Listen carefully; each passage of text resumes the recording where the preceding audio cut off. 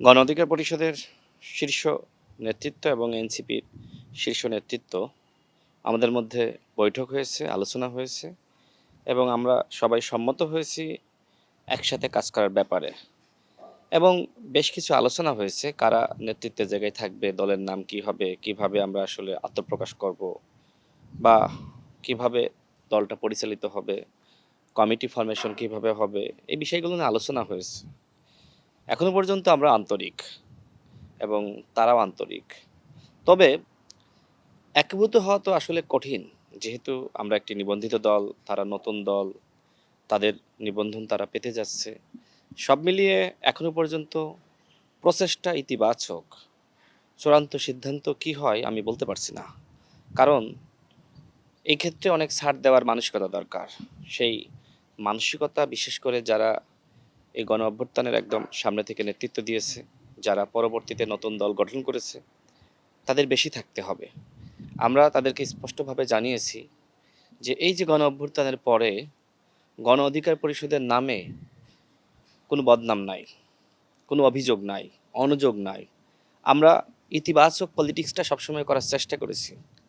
হ্যাঁ, আমরা কোনো কোনো সময় ভুল করেছি, সেই ভুল থেকে আমরা শিক্ষা নিয়েছি, কিন্তু আমাদের বিরুদ্ধে অনৈতিক অভিযোগ, অর্থনৈতিক অভিযোগ এগুলো নাই, চাঁদাবাজির অভিযোগ নাই, দখলদারিত্বের অভিযোগ নাই। অর্থাৎ বাংলাদেশের বাস্তবতায় গণ অধিকার পরিষদ একটি উদীয়মান শক্তি, একই সাথে নৈতিকতার শক্তি। এনসিপি তারাও একটি দল, তাদের সাথে যারা গণ অভ্যুত্থানে ছিল তারাও যেমন আছে, আবার যারা গণ অভ্যুত্থানে ওইভাবে ছিল না তারাও যুক্ত হয়েছে। সব মিলিয়ে আমাদের সাংগঠনিক যে শক্তিমত্তা, আমাদের ৬৪ জেলায় কমিটি রয়েছে, আমাদের ইউনিয়ন পর্যায়ে, ওয়ার্ড পর্যায়ে কমিটি রয়েছে। আপনি নিজে সাংবাদিক হিসেবে যাচাই বাছাই করতে পারেন। আমাদের ছাত্র সংগঠন, যুব সংগঠন, পেশাজীবী, শ্রমিক সংগঠন অত্যন্ত শক্তিশালী, কারণ আমরা সময় পেয়েছি। ২০১৮ সালের কোটা সংস্কার আন্দোলনকে কেন্দ্র করে যেহেতু আমাদের উত্থান, আমরা সময় পেয়েছি। তবে মাথায় রাখতে হবে যে আওয়ামী লীগের সময় কিন্তু আমরা রাজনৈতিক দল গঠন করেছি এবং ওই সময়কার বাস্তবতা আমাদের জন্য কত কঠিন ছিল। কোনো জেলায় যেতে পারিনি, গেলেই হামলা, মামলা, জুলুম, নিপীড়ন, হয়রানি।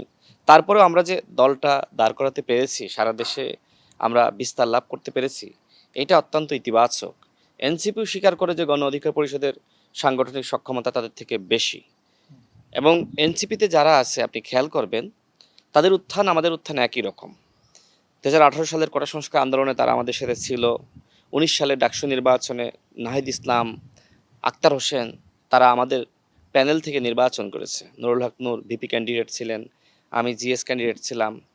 এরপরে নরেন্দ্র মোদীর আগমন বিরোধী আন্দোলন, এরকম অসংখ্য আন্দোলন আমরা একসাথে করেছি। আমাদের লড়াই সংগ্রামের দীর্ঘ ইতিহাস রয়েছে, রাজপথে পরীক্ষা দেওয়ার ইতিহাস রয়েছে, এবং তাদের অনেকে আমাদের সাথে ছাত্র অধিকার পরিষদের রাজনীতি করেছে। এখন যে উপদেষ্টা আসিফ মাহমুদ বলেন, আক্তার হোসেন বলেন, বা অন্যান্য যারা শীর্ষ নেতৃত্বের জায়গায় যেমন নাহিদ ইসলাম, সেও কিন্তু আমাদের সাথে ছাত্র রাজনীতি করেছে। অর্থাৎ আমাদের পথ চলা নতুন না। হ্যাঁ, হয়তো সাময়িক একটি গ্যাপ, এবং এই গ্যাপে তারা আরেকটি দল গঠন করেছে, এবং আমাদের যে যাত্রা ছিল ১৮ সাল থেকে, সেই যাত্রাপথের ধারাবাহিকতায় আমরা রয়েছি। এই মুহূর্তে আলাপ আলোচনা চলছে এবং এখনো পর্যন্ত গণ অধিকার পরিষদ এবং এনসিপি একীভূত হওয়ার ব্যাপারে আমরা ইতিবাচকভাবেই অগ্রসর হচ্ছি। এরকম সিদ্ধান্ত হওয়ার মূল কারণটা হলো, দেখেন, আমরাও একটি শক্তি, তারুণ্যের শক্তি, তারাও একটি শক্তি, তারুণ্যের শক্তি, এবং আমাদের বাইরেও আরও অনেকগুলো দল রয়েছে। সবাই কিন্তু একই ধরনের আদর্শ লালন করে। সবার উত্থান রাজপথ থেকে, বিশেষ করে এনসিপি এবং গণ অধিকার পরিষদের।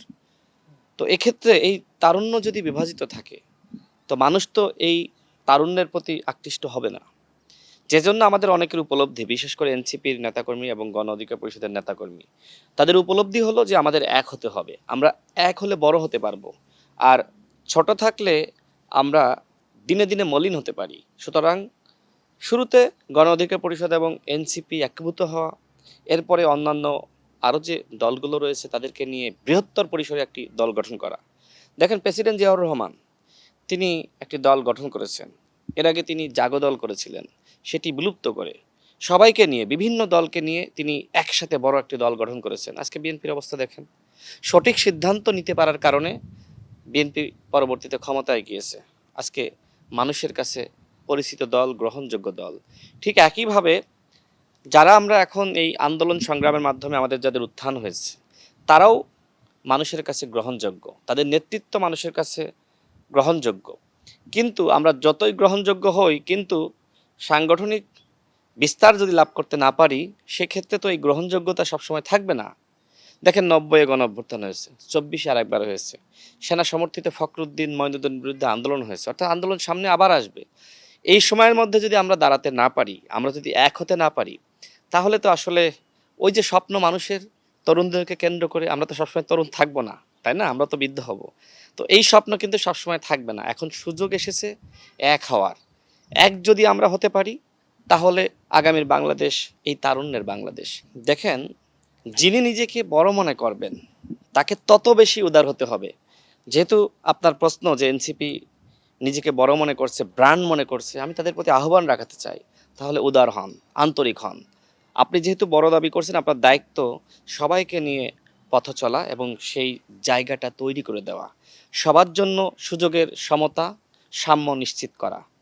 গণ অধিকার পরিষদ কখনো দাবি করে না গণ অধিকার পরিষদ বিশাল বড় দল। তবে গণ অধিকার পরিষদের সাংগঠনিক সক্ষমতা এনসিপির থেকে কতটুকু বড় নাকি ছোট, সেটা আমি বলবো যে আপনারাই যাচাই বাছাই করেন। আমি অহংকার করছি না, কারণ হলো আমরা সময় পেয়েছি, আর এনসিপি নবযাত্রা শুরু করেছে।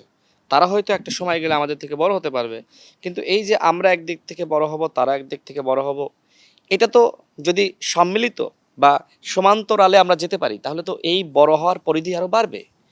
এখন নাম কি হবে?